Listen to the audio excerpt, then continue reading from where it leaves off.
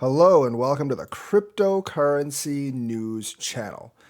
We're going to talk about could US officials or regulators like the SEC be actively sabotaging crypto, not only with their lawsuits, but actually not arresting and not investigating bad actors early enough. Now, many of you are going to say that SBF was a government plant. I don't actually agree with that. See, you don't really need to plant bad actors like SBF in crypto.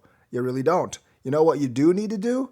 You need to actually catch them early. See, the thing is, there's going to be enough bad actors in an unregulated market. When you have an unregulated market that deals with a lot of money, bad actors are going to come. That's almost guaranteed. Actually, that is 100% guaranteed. That's just human nature to take advantage of naive people. It's human nature to try to exploit a new market that has very few protections. So there's no need for any government to implement moles in the system because there's going to be plenty of black cats in the system to pwn like the regular investor with. It's not that difficult.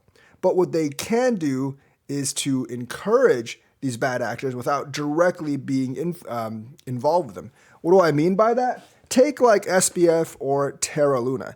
If you're a regulator and you want to bring down the business, you wouldn't need to implement moles in there. All you would really need to do is not go after these bad actors when you see them. What you do instead is to essentially just ignore them and maybe give them a little bit of guidance, like maybe give them a no action letter every once in a while, or like essentially, Gary Gensler probably just like had dinner with SBF. Gensler might have actually known there was something wrong with FTX, even though he wasn't directly involved.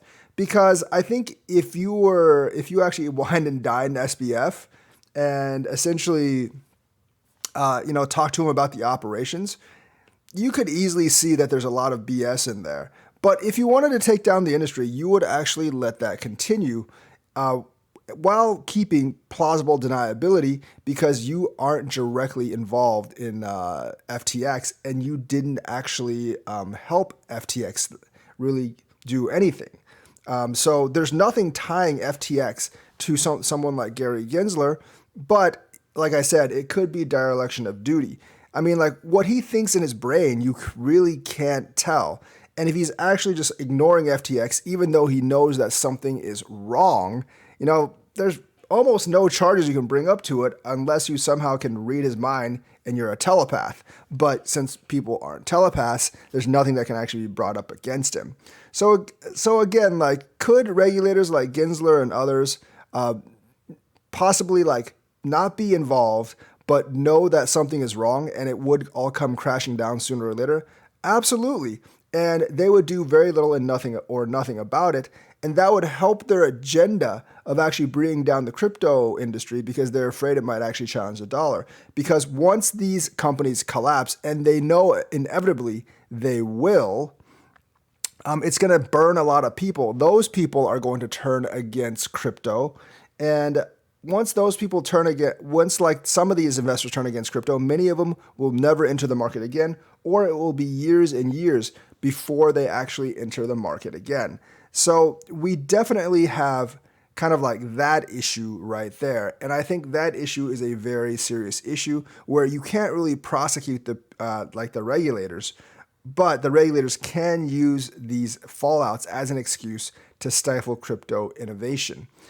I think like some people have actually caught on to this. Whether it's true or not, I'm not 100% sure, but it definitely kind of like looks like it. Like Charles brought this up, and so did many others like Jesse Powell. Powell is not actually accusing Gary Gensler of basically helping this fraud, but he is kind of accusing Gensler of ignoring the fraud that he may know that actually exists. And that's really all regulators need to do. They just need to ignore frauds if they think they exist to really bring down the crypto industry, because that will destroy the credibility when a huge thing like FTX goes down.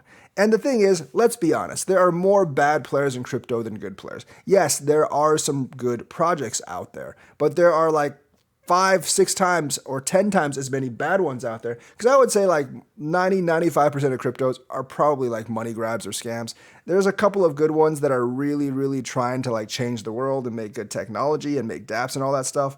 But let's be honest, especially in the realm of small coins, the majority of them are scams. So in a market where the majority of things are scams, it's not hard to say that, hey, I can't catch every one of them, and just let a couple of the big ones go to really discredit the industry. So I think the feds and some of the authorities definitely might be trying to destroy the industry in that way. And if they are, they could be quite successful at it because they have plausible deniability. And the thing is, there's so many scams in crypto that one of them eventually is going to blow up. Even if they were trying really hard, one of them would eventually like slip past the nets and explode. So that's the news for today. Let me know what you think. Like and subscribe, hit that bell notifications button. Thank you and have a nice day.